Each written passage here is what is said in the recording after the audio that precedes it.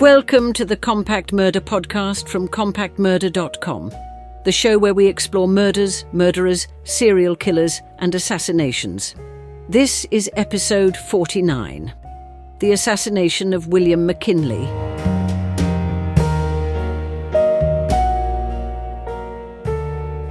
On a September afternoon in 1901, President William McKinley stood inside the Temple of Music at the Pan-American Exposition in Buffalo, New York. He was there to greet the public, offering his hand and a warm smile to anyone who wished to meet the President of the United States. In an era before the Secret Service provided the kind of close protection we know today, McKinley was only lightly guarded. The atmosphere was festive, the crowd was eager, and the President seemed at ease. But standing in that same crowd was a man with murder on his mind. Leon Czolgosz, an anarchist and the disillusioned son of Polish immigrants, was determined to make his mark on history. Concealed in his hand was a revolver, hidden beneath a handkerchief as though he had an injured hand.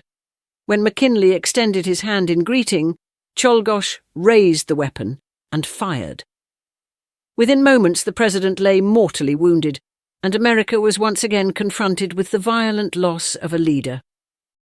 The assassination of William McKinley was not only a tragedy for the man and his family, but it also marked a turning point in American history. It ushered in the presidency of Theodore Roosevelt, accelerated changes in security for public officials, and highlighted the growing anxieties of a nation at the dawn of the 20th century. To understand the impact of McKinley's death, it helps to know who he was as a leader. Born in Ohio on the 29th of January, 1843, McKinley served with distinction in the Union Army during the Civil War before turning to politics. By the 1890s, he had become one of the most prominent figures in the Republican Party. Following his inauguration on the 4th of March, 1897, McKinley presided over a period of rapid industrialization and economic growth. He supported protective tariffs to encourage American manufacturing and favored the gold standard in currency. But his presidency is most remembered for foreign policy. In 1898, McKinley led the nation into the Spanish-American War, which resulted in the United States gaining territories, including Puerto Rico, Guam, and the Philippines, while also establishing control over Cuba. The victory transformed the U.S. into a global power. Though criticised by some for imperial ambitions, McKinley was broadly popular, winning re-election in 1900 alongside his dynamic new Vice President, Theodore Roosevelt. McKinley was known for his calm, steady leadership. He was not a fiery orator, but he was approachable and believed in maintaining a close relationship with the American public. That very openness, however, would ultimately cost him his life. Leon Czolgosz was born in Michigan in 1873 to Polish immigrant parents. His early life was marked by poverty and instability. He worked in factories and steel mills, but struggled to hold steady employment. Over time, he grew increasingly resentful of industrial capitalism and the wealth inequalities that defined the Gilded Age. Czolgosz was drawn to anarchist ideas, which were spreading in Europe and America at the time. Anarchists believed that governments were oppressive and corrupt, and some advocated violence as a way of dismantling authority. In 1901, Czolgosz attended lectures by anarchist leaders, including Emma Goldman, whose fiery rhetoric left a strong impression on him. By the summer of that year, Czolgosz had convinced himself that McKinley represented everything wrong with the government: wealth, power, and imperialism. Killing the president, he believed, would strike a blow for the oppressed. The Pan-American Exposition in Buffalo was a showcase of progress and technology, with electric lights illuminating the fairgrounds at night, a novelty for many visitors. McKinley, who enjoyed travelling and meeting the public, saw the event as an opportunity to highlight American achievement and foster goodwill. On the 5th of September 1901, McKinley delivered a significant speech at the exposition calling for greater trade and international cooperation. The following day, he attended a public reception at the Temple of Music, where citizens could meet him in person. Despite warnings from advisers about potential risks, McKinley insisted on greeting the public. He had done so many times before and felt it was part of his duty. The reception began in the afternoon of the 6th of September. A long line of people filed past the president, shaking his hand. McKinley's aides and a handful of Secret Service agents were nearby, but security was minimal compared to modern standards.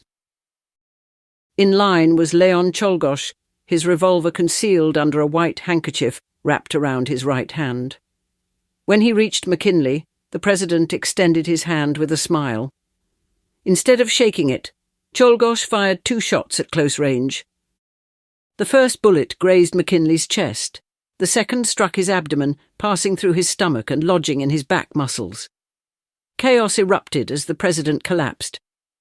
James Parker, an African-American man waiting in line, tackled Czolgosz while guards beat him and dragged him away. McKinley, bleeding but conscious, reportedly told his aides, "Go easy on him, boys." McKinley was rushed to the Exposition's hospital building, which was poorly equipped for such a serious injury. Doctors operated and managed to stabilize him, but the second bullet had caused severe internal damage. Unable to locate it, the surgeons stitched him up and hoped for recovery. At first, McKinley appeared to be improving. His condition rallied over the next several days, and he spoke with family and staff. His wife, Ida, who was in fragile health, stayed close by his side. Newspapers printed optimistic reports, and Americans believed their president would survive.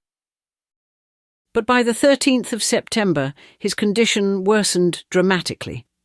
Gangrene had set in around the wound, and sepsis spread through his body. The limits of early 20th century medicine sealed his fate. On the morning of the 14th of September, William McKinley died at the age of 58.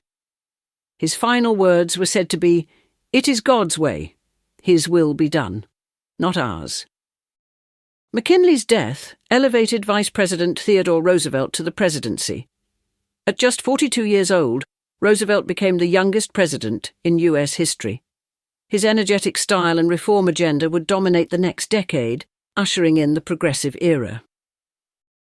Roosevelt later acknowledged the weight of the moment, but he also saw it as his duty to carry forward McKinley's legacy.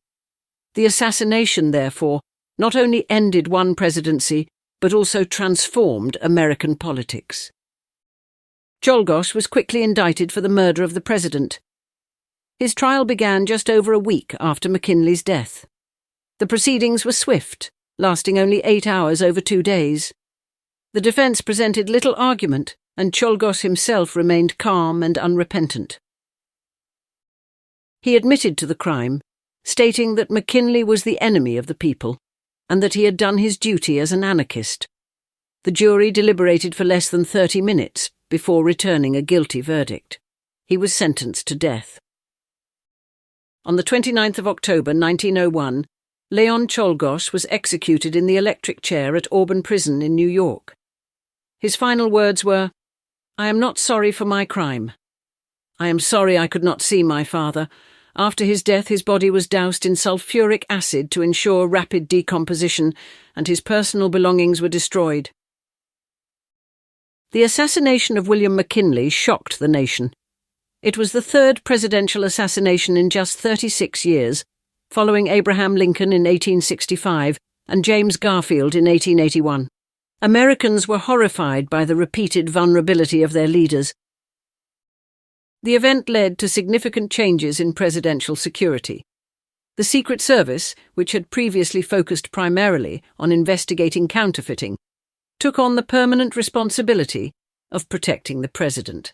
McKinley's death marked the beginning of the modern era of presidential security. The assassination also highlighted the tensions of the time. Industrial unrest, social inequality, and the growth of radical political movements all contributed to an atmosphere of unease. While anarchists were a small minority, their violent acts drew public fear and harsh crackdowns from authorities. For the Jewish and immigrant communities, the case was a reminder of how easily suspicion and hostility could be directed at outsiders.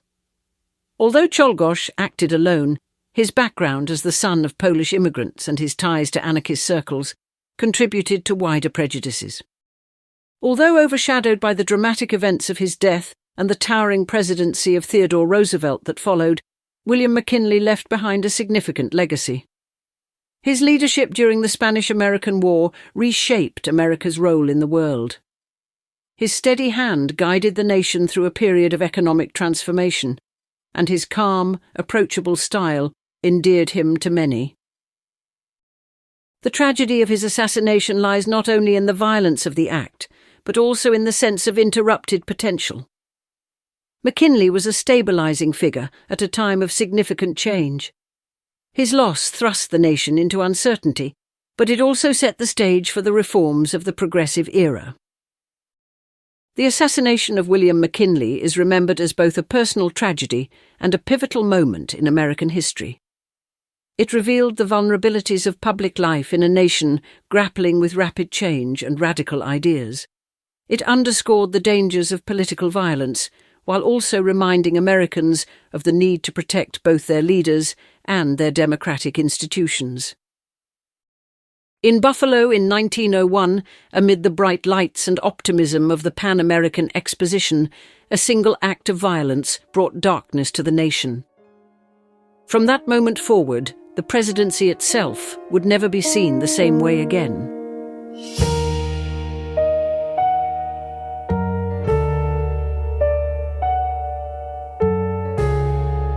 I hope you enjoyed that episode of the Compact Murder Podcast from compacthistories.com.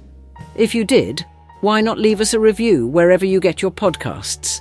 And while you're there, don't forget to subscribe so you don't miss any future episodes. If you would like to support us more directly, please consider buying us a coffee. Head on over to compacthistories.com/murdercoffee to see how. Also, please check out our other Compact podcasts.